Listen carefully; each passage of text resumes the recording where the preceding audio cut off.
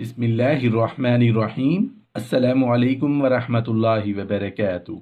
शब बारात क्या है? मोहतरम नाजरीन, माह शाबानुल मुअज़्ज़म में एक रात आती है जो बड़ी फजीलत और बुजुर्गी वाली रात है।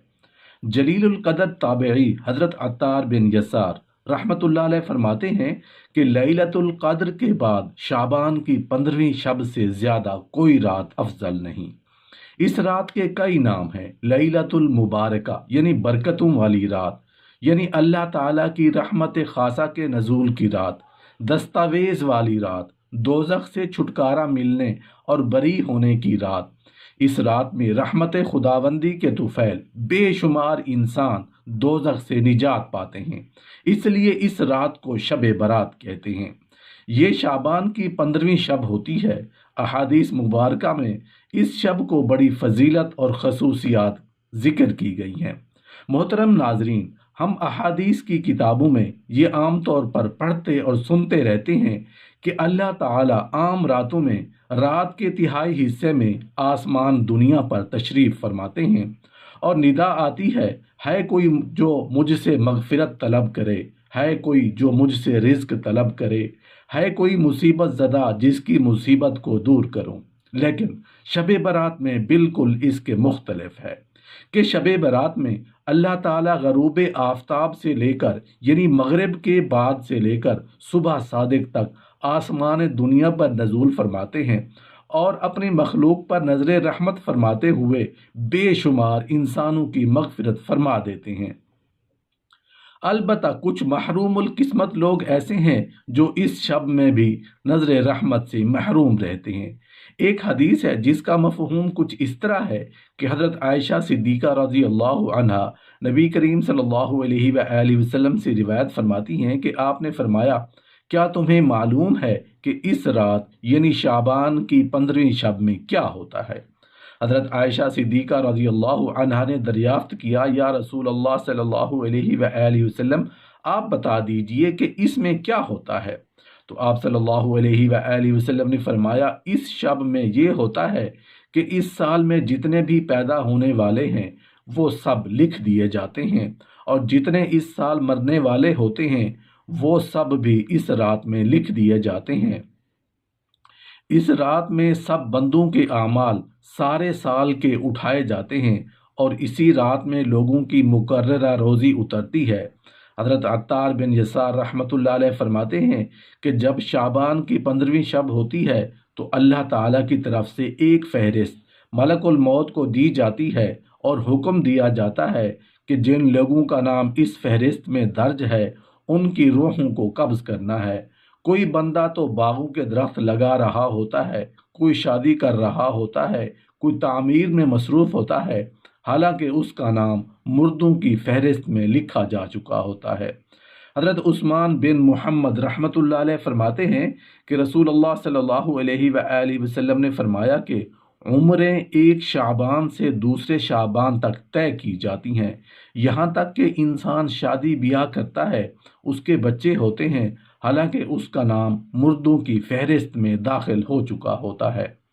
हज़रत राशिद बिन साद रहमतुल्लाह अलैह से रिवायत है कि रसूलुल्लाह सल्लल्लाहु अलैहि वसल्लम ने इरशाद फरमाया, शाबान की 15वीं शब को अल्लाह ताला उन तमाम रूहों को कब्ज़ करने की तफसील मलकुल मौत को बता देते हैं जो इस साल में कब्ज़ की जाएंगी।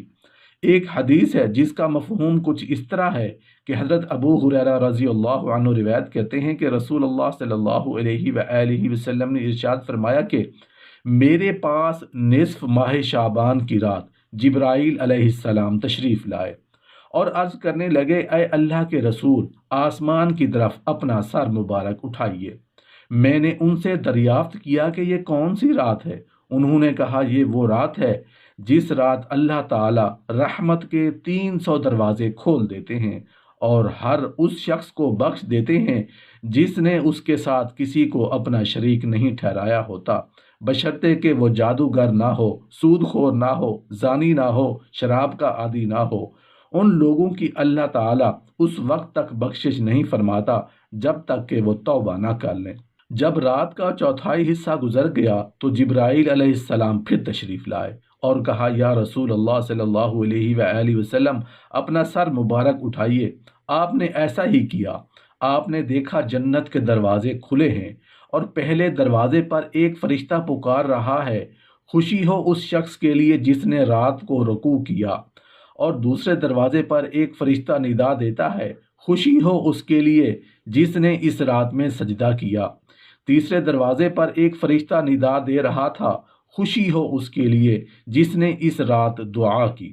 چوتھے دروازے پر ایک فرشتہ ندا دے رہا تھا، خوشی ہو اس رات میں ان لوگوں کو جو ذکر کرنے والے ہیں۔ پانچویں دروازے پر فرشتہ پکار رہا تھا، خوشی ہو اس کے لیے جو اللہ کے خوف سے اس رات میں رویا۔ چھٹے دروازے پر فرشتہ پکار رہا تھا، اس رات کے تمام مسلمانوں کو خوشی ہو۔ ساتویں آسمان پر فرشتہ ندا دے رہا تھا، کیا ہے کوئی مانگنے والا کہ اس کی آرزو اور طلب پوری کی جائے۔ آٹھویں دروازے پر فرشتہ پکار رہا تھا، کیا کوئی معافی کا طلبگار ہے کہ اس کے گناہ معاف کیے جائیں۔ رسول اللہ صلی اللہ علیہ وآلہ وسلم نے جبرائیل علیہ السلام سے پوچھا کہ یہ دروازے کب تک کھلے رہیں گے؟ جبرائیل علیہ السلام بولے کہ اول شب سے طلوع فجر تک۔ مزید کہنے لگے کہ اس رات میں دوزخ سے رہائی پانے والی جماعت کی تعداد بنی کلب کی بکریوں کے بالوں کے برابر ہوگی۔ ایک حدیث ہے جس کا مفہوم کچھ اس طرح ہے کہ حضرت ابو بکر صدیق رضی اللہ عنہ رسول اللہ صلی اللہ علیہ وآلہ وسلم سے روایت کرتے ہیں، آپ نے فرمایا اللہ تعالیٰ نصف شعبان کی شب آسمان دنیا کی طرف نزول فرماتے ہیں، اور اس شب ہر کسی کی مغفرت کر دی جاتی ہے سوائے مشرک کے یا ایسے شخص کے جس کے دل میں بغض ہو۔ ایک حدیث ہے جس کا مفہوم کچھ اس طرح ہے کہ حضرت عائشہ صدیقہ رضی اللہ عنہ فرماتی ہیں کہ ایک رات میں نے رسول اللہ صلی اللہ علیہ وآلہ وسلم کو اپنے پاس نہ پایا تو میں آپ کی جستجو میں نکلی، کیا دیکھتی ہوں کہ آپ جنت البقیع میں تشریف فرما ہیں۔ آپ نے فرمایا عائشہ کیا تمہیں یہ اندیشہ ہے کہ خدا کے رسول تم پر زیادتی کر سکتے ہیں؟ میں نے عرض کیا یا رسول اللہ صلی اللہ علیہ وآلہ وسلم مجھے یہ خیال ہوا کہ شاید آپ کسی دوسری اہلیہ کے پاس تشریف لے گئے ہیں۔ آپ نے فرمایا بلا شبہ اللہ تبارک و تعالی شعبان کی 15ویں شب آسمان دنیا کی طرف نزول فرماتے ہیں، بنو کلب کی بکریوں کے بالوں کے برابر لوگوں کی مغفرت فرما دیتے ہیں۔ حضرت موسیٰ اشعری رضی اللہ عنہ رسول اللہ صلی اللہ علیہ وآلہ وسلم سے روایت فرماتے ہیں کہ آپ نے فرمایا اللہ تعالی شعبان کی 15ویں رات نظر رحمت فرما کر تمام مخلوق کی مغفرت فرما دیتے ہیں سوائے مشرک اور کینہ پرور کے۔ ایک حدیث ہے جس کا مفہوم کچھ اس طرح ہے کہ حضرت علی رضی اللہ عنہ فرماتے ہیں کہ رسول اللہ صلی اللہ علیہ وآلہ وسلم نے فرمایا جب شعبان کی 15ویں شب آئے تو رات کو نماز پڑھو اور اگلے دن روزہ رکھو، کیونکہ غروب آفتاب سے لے کر طلوع صبح تک اللہ تعالی آسمان دنیا پر رہتے ہیں اور فرماتے ہیں ہے کوئی مجھ سے بخشش مانگنے والا کہ میں اسے بخش دوں، ہے کوئی رزق طلب کرنے والا کہ میں اسے رزق دے دوں، ہے کوئی مصیبت زدہ کہ میں اسے مصیبت سے نجات دوں۔